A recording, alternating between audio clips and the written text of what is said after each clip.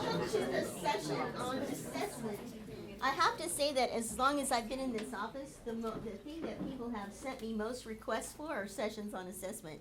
So I can see why this one is popular, and I got some great presenters for this. Both of them have done this before, so this is an encore performance for both of them. I guess we're going to start with Jim. No, with Trish. Okay, Trish McClung is in our College of Education. She's now the chair of her department, whose name is this long, so it would take half the session to say it, so I won't. And she is an expert on this, both from her professional training and also from her experience in the classroom. So, Trish. Last night, I have my sister-in-law's coming today, and so I wanted to clean the house. So I actually stayed up really, really late, because she has, immaculate house and cream rugs and, all those kind of things that I wish I had. So I stayed up really late, and then, so I want to get to sleep, but then it's like 1 o'clock. And so I had a little difficult time falling asleep, but then I saw this image on the TV. I don't know if anyone else saw it, of that little Syrian boy. And, and I would think, no, I've got to do this, and I think we're always nervous a little bit about presenting in front of our colleagues. And then I thought, you know what, it's such a privilege to be here. We live a really, really privileged life. And I don't know the answer to that Syrian problem, but it was like a sort of a knife in my heart. And then I thought about Braun from Brenner. Like, who would think about Braun from Brenner when they're watching something like that? Because he said, working with kids is doing God's work. And I just thought, yeah, that's what we're doing. We're doing God's work while we're doing this. And he also said, someone has to be crazy about that kid. Meaning, someone has to absolutely love that kid, be it the parent, the grandfather, the teacher, and we could all probably think of somebody who'd really had a big impact on our life. So just as an introduction, think about those things. Working with kids is doing God's work, and someone has to be crazy about those kids. And so I know we can all pray for that situation in Syria, that God would move, and I don't know the answer. But that was my thoughts as I was coming into this today. So hopefully the things coming up. Trish, would you like me to go ahead and start, and then you can get all that fixed up, and then go after me? If you'd like, yeah, we could just let's reverse just it. do that. Yeah. Michael said they put at the top of the title of this that it's still not too late to change your syllabus. Yeah. That was a CTE edition, not mine. Just so you know. Yesterday in Faculty Council, I was made aware that I pressed on something wrong, and I kept sending invitations to the Faculty Council to attend a meeting. So everybody got like 8 invitations from me, who am no one on that committee. But we showed up. That's right.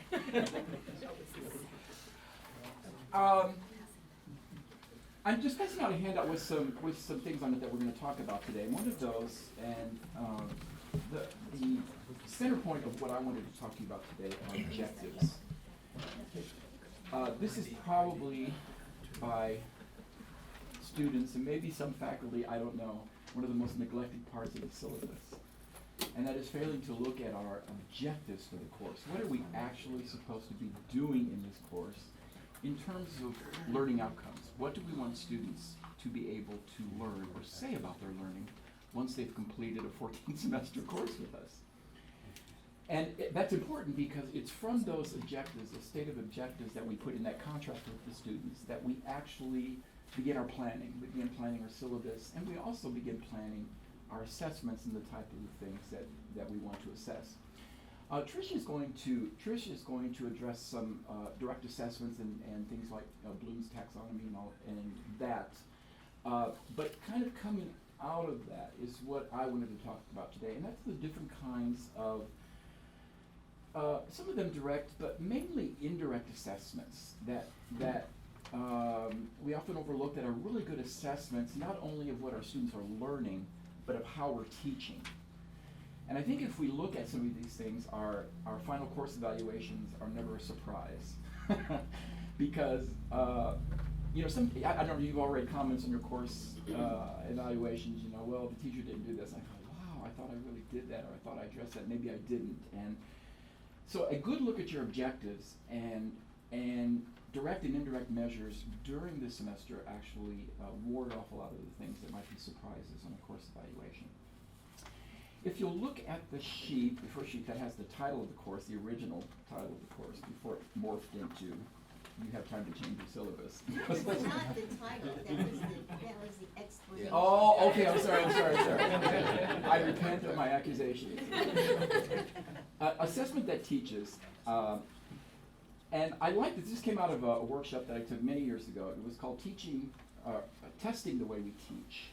Testing the way we teach. You know, we often teach a certain way, but then we test in a way that is not related at all to the way we teach. But assessment that teaches, I think, is an important thing for us to grasp and to help our students to grasp against the idea that testing always penalizes. You know, testing is always a reduction of points, or testing might keep me out of law school, or testing as seen as something negative.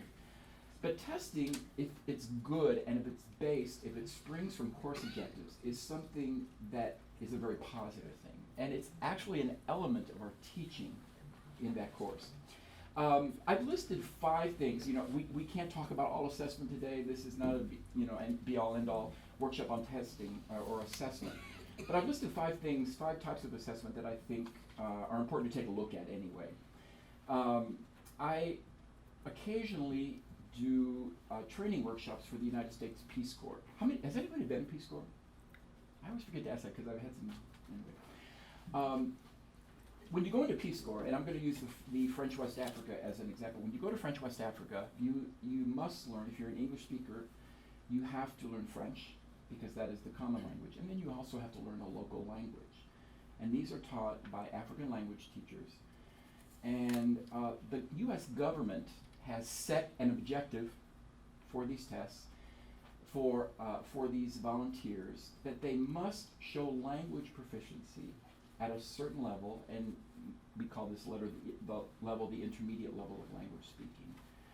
They have to show competence at that level before they can release to their sites.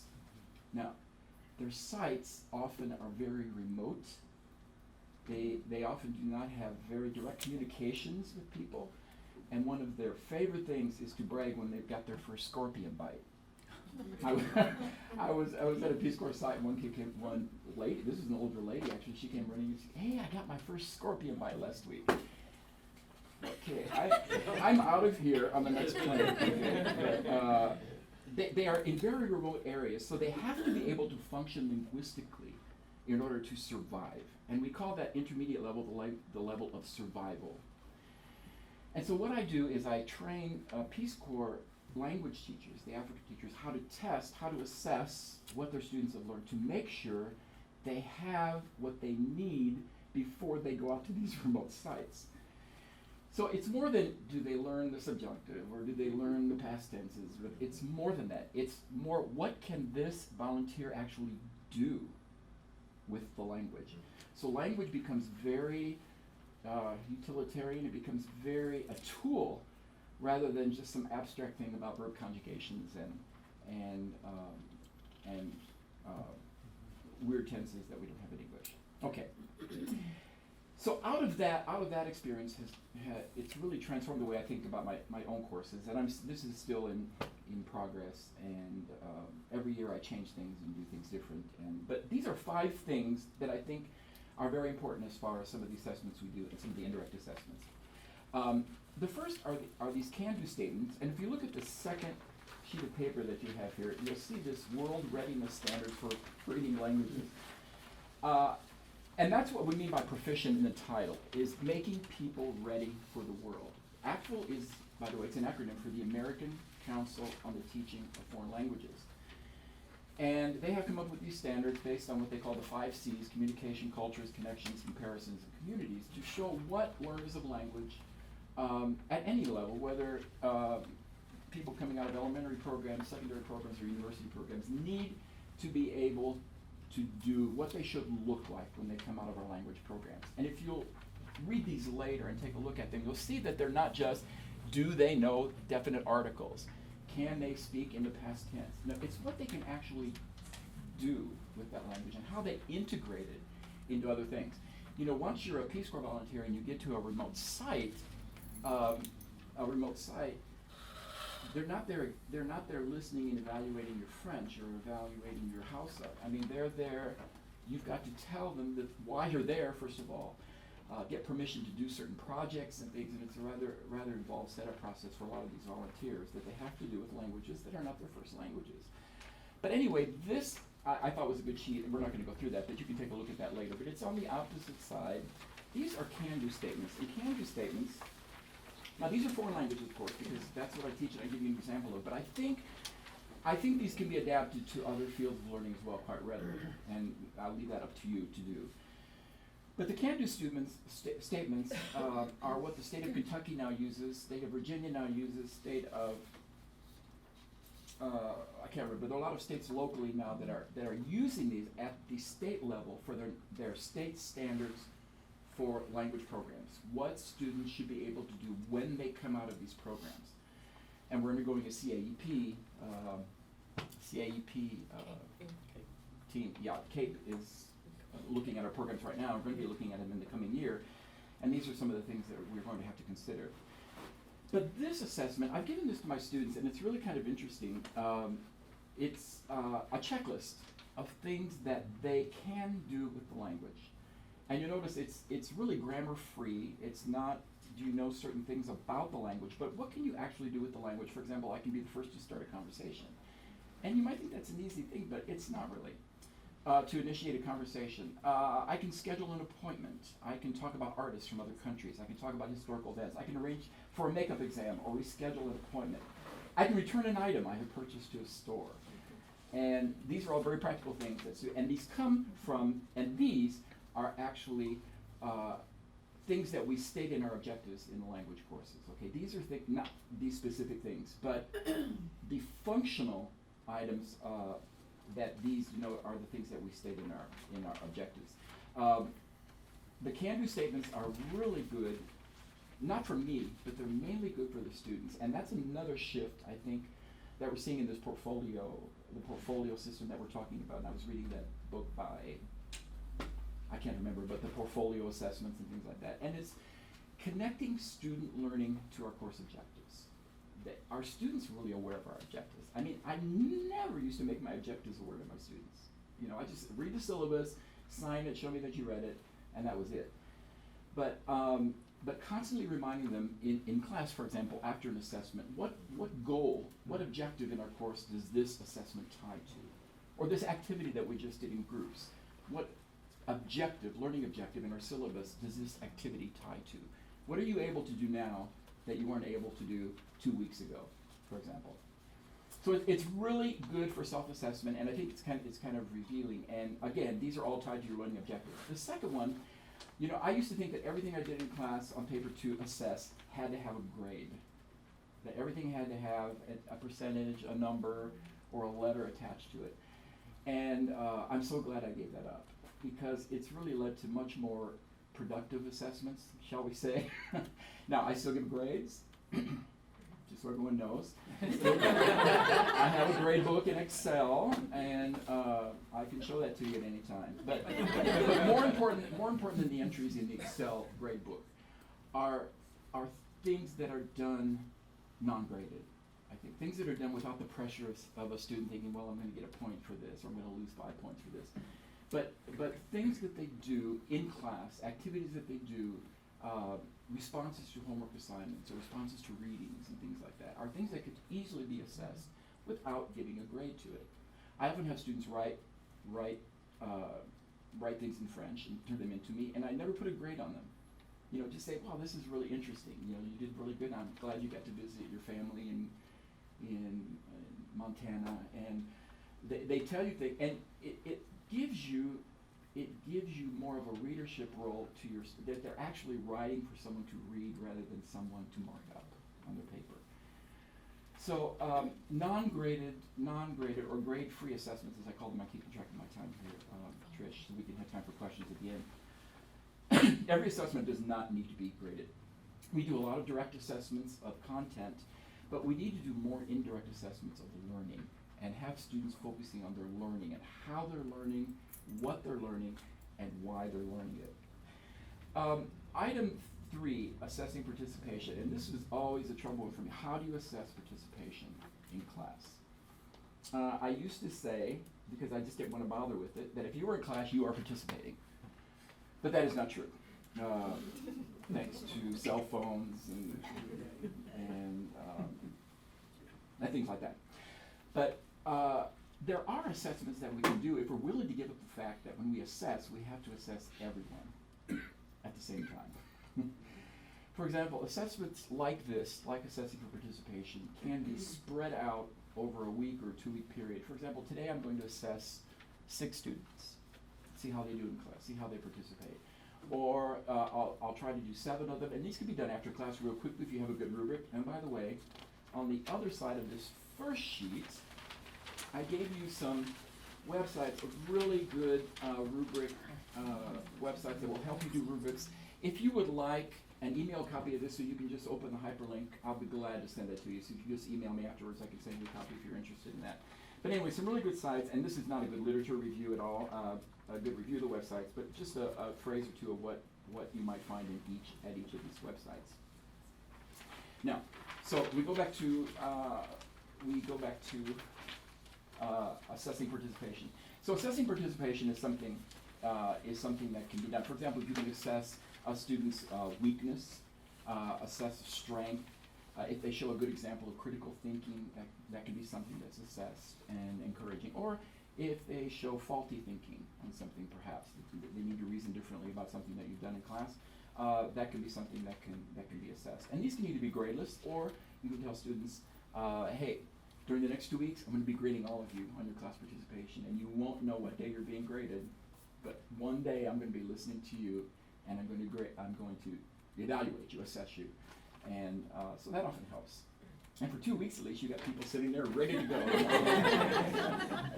Ideally. Number 4, 3-minute post-learning assessments. I really like these. They used to be called 1-minute post-learning sessions, but in my experience, they've never been 1 minute. They're always about 2 or 3 minutes at least. 3-minute post-learning assessments. And with prompts that can vary depending on what you do that day, of course. What was the most challenging activity we did in class today for you? What 2 things did you learn? To what course learning objectives would you link what we did in class to kind of keep them constantly thinking about what the objectives are? List a question you have about the content today.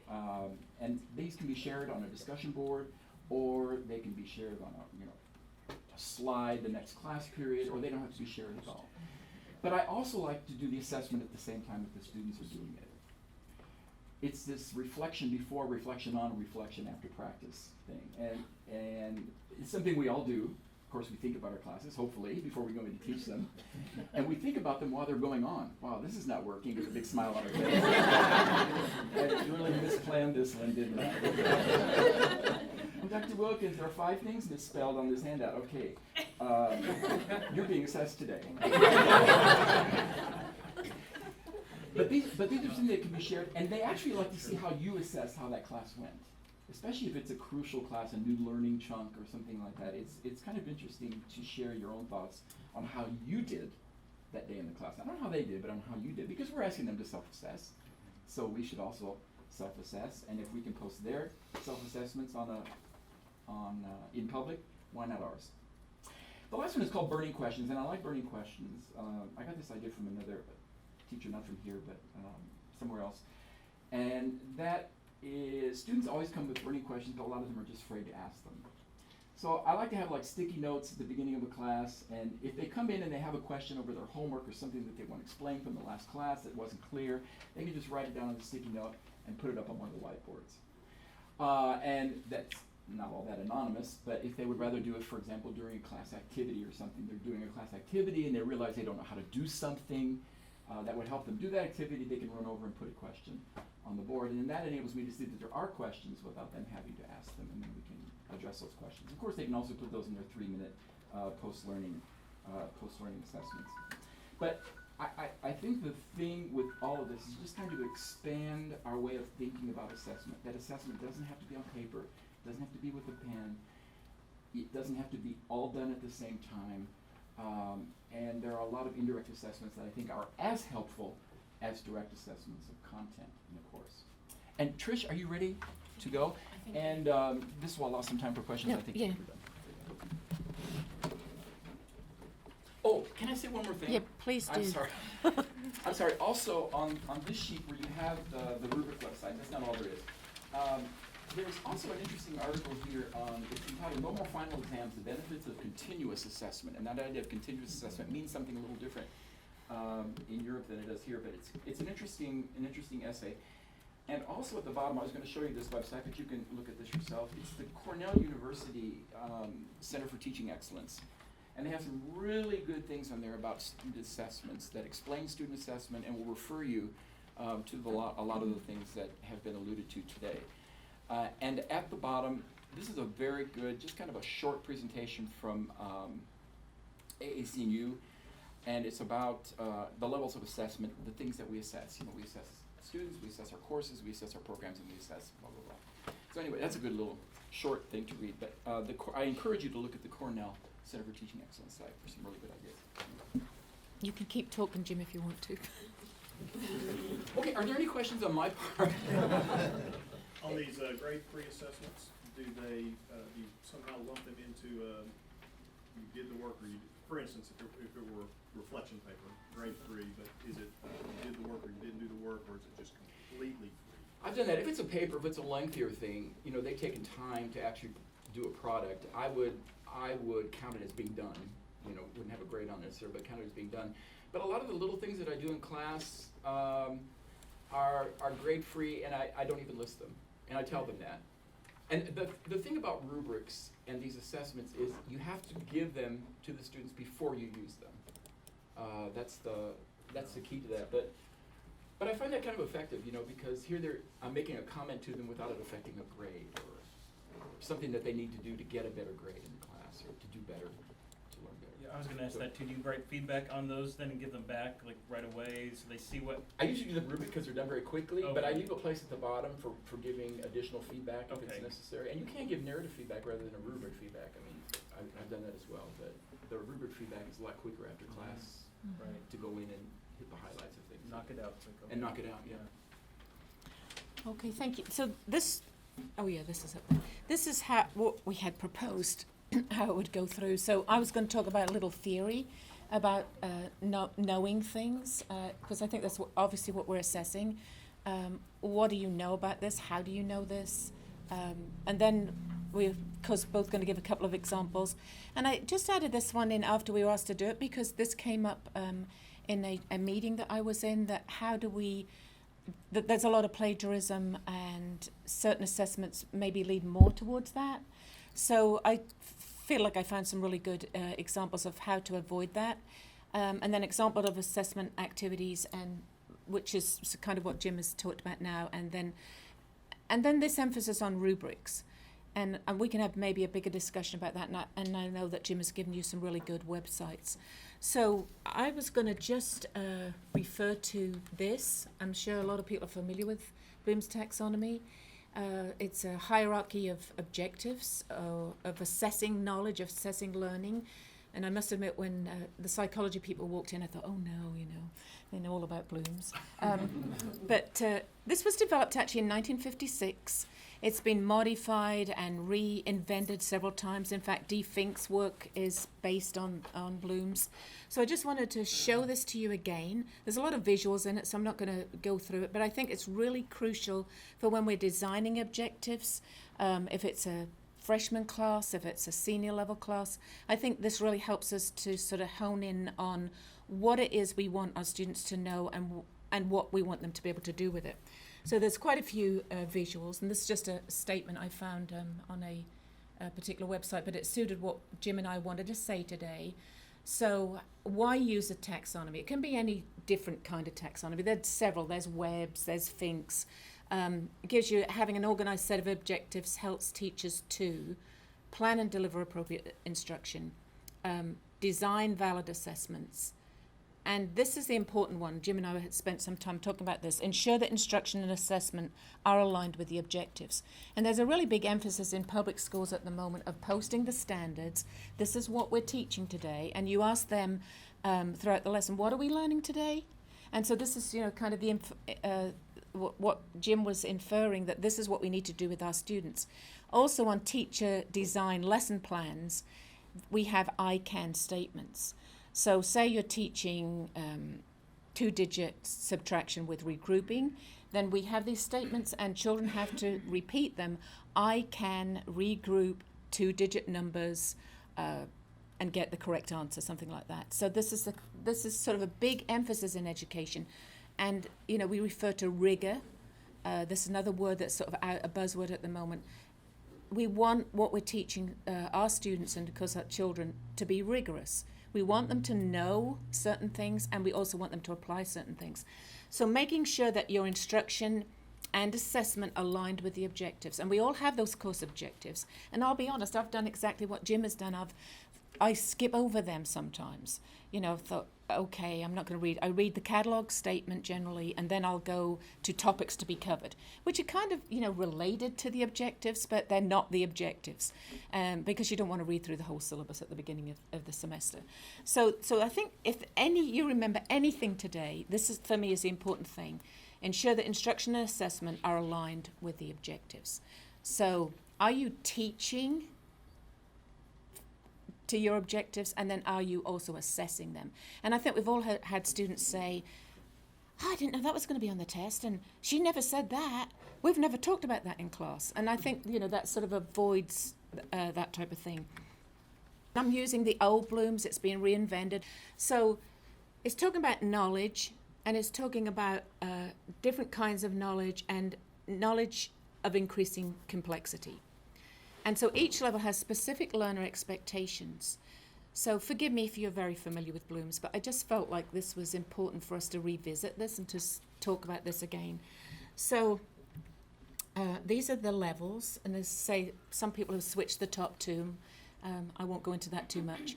So there's knowledge, comprehension, application, being able to apply what I know in some way, being able to analyze parts of the whole, being able to synthesize, put them back together, but in a different kind of a way, sort of an evolving idea of a particular subject matter, and then evaluation. And I remember when I was at university, we were told you never get to this level till you're on your doctoral work. You don't have any right to judge somebody else's work. But this is really what this is talking about. So really briefly then, knowledge, learning and remembering the information. And I say up front, this is not my original PowerPoint. So this is a lamp. Yeah, okay, this is how we teach, isn't it? This is Euclid's proof. This is the ontological argument. This is what an octave is. This is the very basic piece. And so when we look at our objectives, we need this in there as well. We need the very basic ideas of the subject matter. And I just put these in because I haven't got this for everyone because I knew we would be short for time. So when you're thinking, mostly knowledge has to do with memorization. And so think about your assessments and think whether or not, am I really just testing memory? I mean, this is, what Jim has alluded to. Yeah, I can, repeat a certain verb form, but can I, as he was talking, I thought, yeah, you order a fried egg, but really you wanted a steak, in French or something like that. But can I really, do what I need to do? So it's recall of information, knowledge of dates, events, and places, knowledge of major ideas. And we think of this as mastery of certain levels of thought. So when you're writing your objectives, these are the kind of things, these are kind of verbs that would be appropriate for this level of understanding. So you probably can go back and look at your objectives and think, have I got some of these indicators or beginning verbs at the beginning of my objectives? So if you look at those: arrange, define. I'm not going to read them through. Recall, recognize, relate, repeat, reproduce. So that's the first level. The second level is comprehension, understanding the information. Okay, I know a lamp. I know what it's for. It's a light. I switch the light on when it's dark. So how do I understand information? And these two levels are recall, just remembering, just knowing, sort of understanding minimally about a certain topic. next level is being able to apply the information. That's a lamp there, but this is also a lamp. Genie lamp, you know, whatever, I don't know. Anyway, maybe it's not a genie lamp. Maybe it's just a, you know, one of those old lamps you put oil in and you lit the house up. Then a desk lamp, and these are lights as well. So I can, and just particularly with children, they begin to realize, okay, this is a light, and this is also a light, and this is also a light. And that's really what we want with our students, okay, to be able to juggle different ideas but make some kind of application. Okay, these are the same, but they're not quite the same. All right, so then analysis, examining or taking apart certain things. Lights have different parts. They're all essential in certain areas, certain ways. And then doing something new with the information. As I say, it's not my brilliance here. All right, so I have a light, I can use it in a different way. And then, of course, the last level, judging the information. Okay, is this a good idea? To put a lampshade on my head and play with the light and dance in some way. So this is considered to be the highest level. I can make some kind of judgment about the value of this information. So I just put in some different ideas here: compare and discriminate, assess the value of theories, make choices based on reasoned argument, verify the value of evidence, and recognize subjectivity. So we'd consider this to be a highest level in what we teach, and we want this in our objectives as well. I'm not saying everything should be in every course, but obviously as you're going towards higher level courses, then you would want to see some of this kind of information as well. And these are the kind of verbs that you would use at the beginning of your objectives. And you can find numerous information, you know, there's tons of information about Bloom online, and I think this is very important. Teachers tend to ask questions at the recall level. So think about your assessments. 80 to 90% of what we do in schools, public schools, and here, we use the two lower levels. We're asking people to remember things, to repeat things, to recall things. Now, there's a place for that. That's not that that isn't important. That's the basic level. But what do we want to, I see nurses in here. We don't want them just to be able to tell you, do a diagram of the pulmonary system. You know, that's important, but we want them also to be able to actually apply that knowledge. You know, you're not pressing something where you shouldn't be pressing something. You can tell I'm not very medical. But anyway, so think about that. Think about your assessments. Are they really mostly asking children, sorry, you can tell I'm a public school teacher, or was. Are we asking our students to just recall and remember things as opposed to applying them, putting them together in a different form? All right, so have I got time? I'll run through this really quickly. Okay, so applying Bloom's to Goldilocks and Three Bears. If you're a mother or a grandmother or a grandfather or father, you've told this story. So this just gives you some examples. So think about your assessments. Do you ask these kind of questions? Who was? Where did she live? What did she do? Who was she with? What did she do in the forest? These are sort of the most basic questions that you could ask, and I'm just applying it to Goldilocks. Then do you use fill in the blank? Again, nothing wrong with that, but this is considered to be a lower level application of knowledge. This story is about, the story tells us this. The little inference here, what did Goldilocks look like? What did she look like, Matt? What did she look like, Goldilocks? She had golden locks. Yes, she had golden locks, all right. Okay, so, and I actually teach this in one of my classes. So then applying the ideas, how are the bears like real people? Why did she go in the little house, draw a picture, draw a map? Then analysing the story, how did each bear react? And my students here look at me crazy, oh, someone's been eating my porridge. Someone's been eating my porridge. Someone's been eating my porridge. So they sort of like, it's crazy. But yeah, so being able to analyse that kind of thing, reactions to certain ideas, applying to self, this is a big thing in education at the moment, applying to others, applying to self, applying to the world. So how would you react? Then synthesis, list the story in sequence. You can see some different ideas here. do you know stories about other little boys and girls who escaped? Change the ending of the story. How would this make the story different? Just coming to some higher level thinking, and then evaluating the idea, or evaluating the process. If you can repeat the ontological argument, but can you find flaws in it? Or can you apply it, evaluate the idea? Would you have gone into the bear's house? So you can see that, so they go up in different levels, yes. Could I ask your opinion? Mm-hmm. I recently read an article that encourages us teachers to flip Bloom's taxonomy Yes, yeah. upside down Mm-hmm.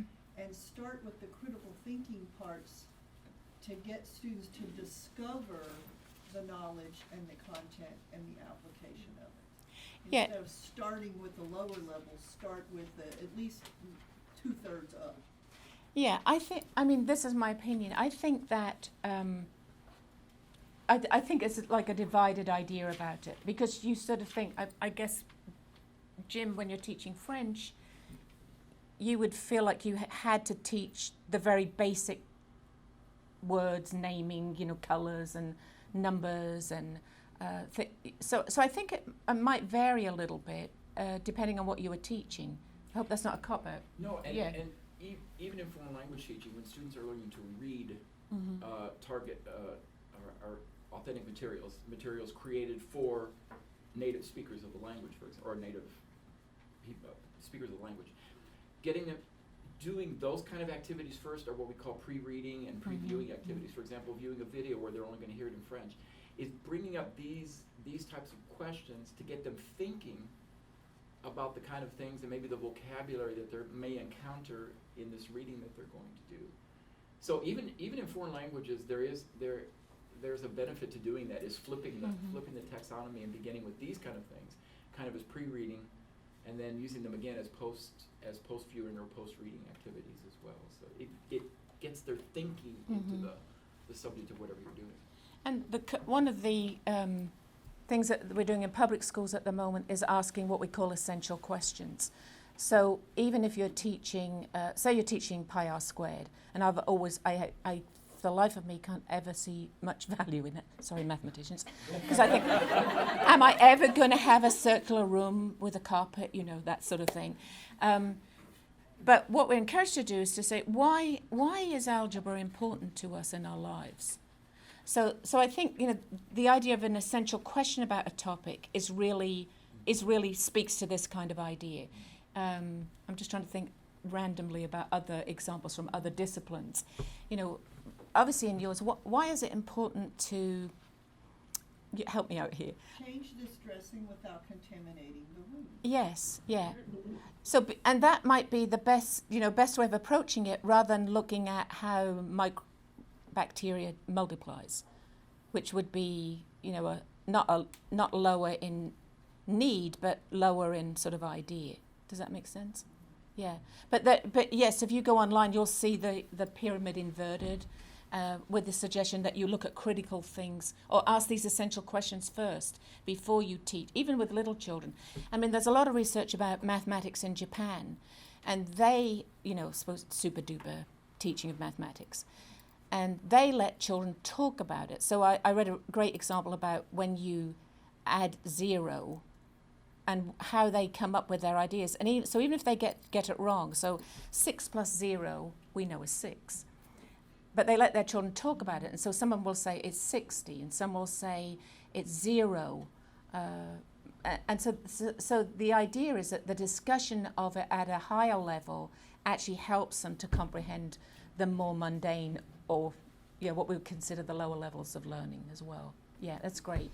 Trish, I was just thinking too, like I in my language acquisition class, what I try to take them to in the semester is so they can listen to different samples of speech in adults and children, and analyze those samples of speech according to linguistic categories.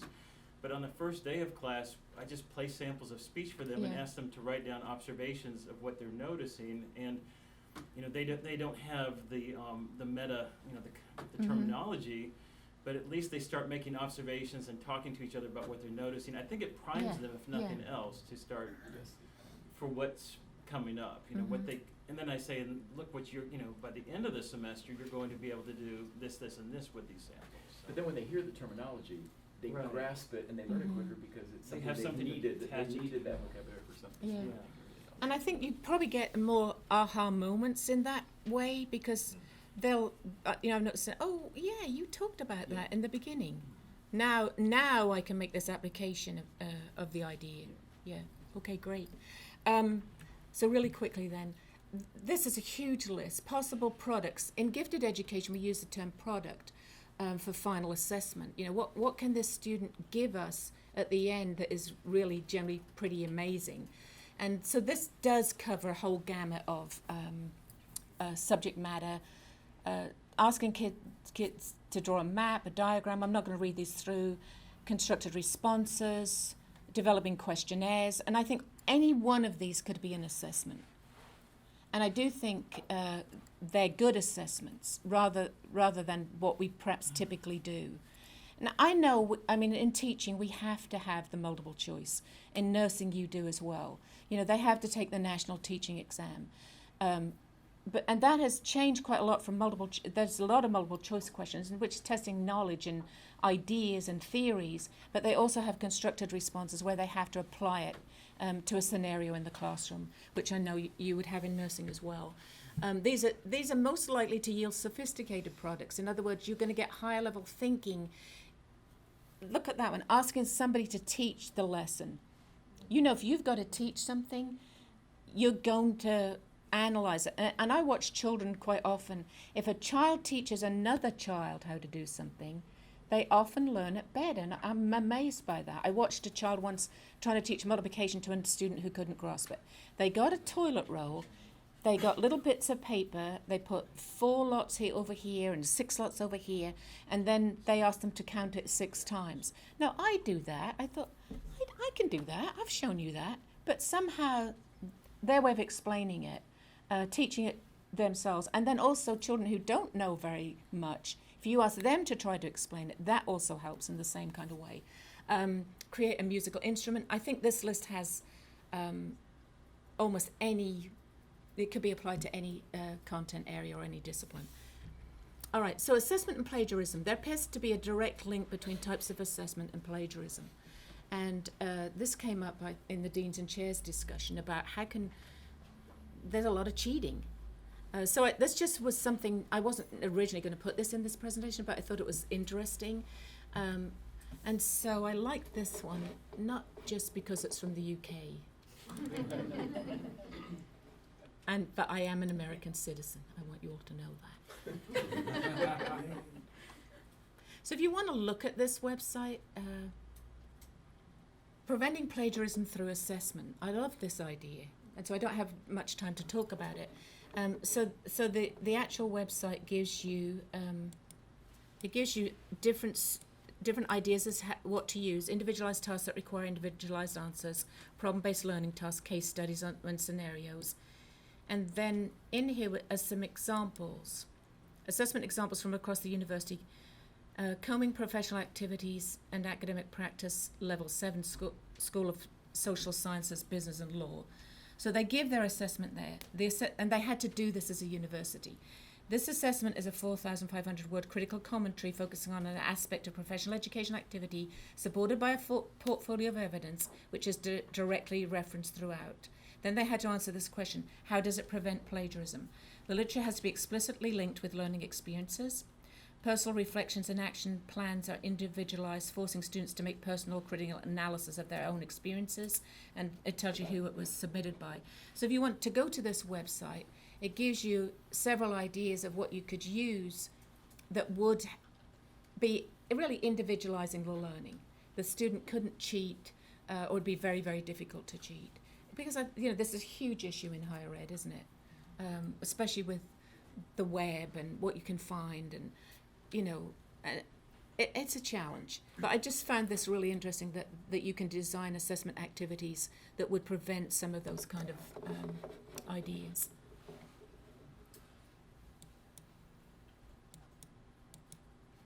And then the last thing I wanted to show was, I asked Chad actually, was this a relative of his, because her name is Kathy Schrock, and this is for tech people.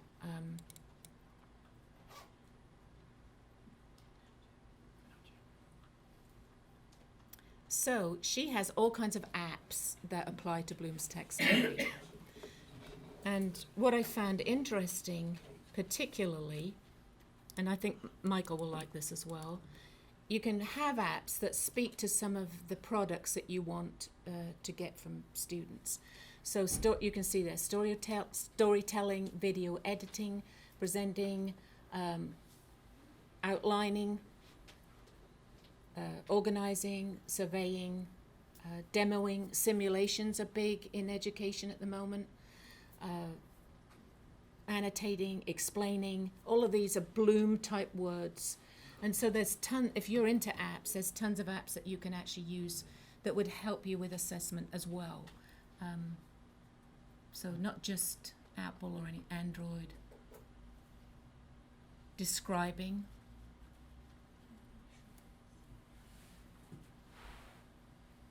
So I just thought this was interesting. I looked at one or two of them, and I think that would be great in a classroom to use for assessment as well.